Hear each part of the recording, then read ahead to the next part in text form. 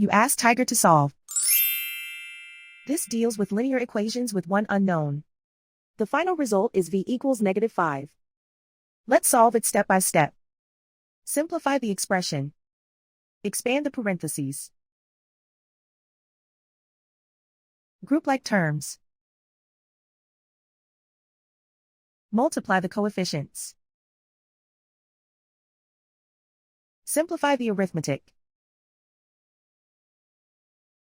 Group like terms. Combine like terms.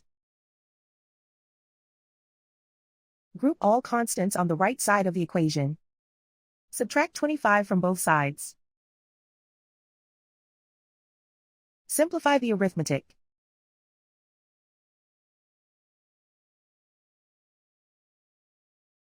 Isolate the v. Divide both sides by -11. Cancel out the negatives. Simplify the fraction. Move the negative sign from the denominator to the numerator.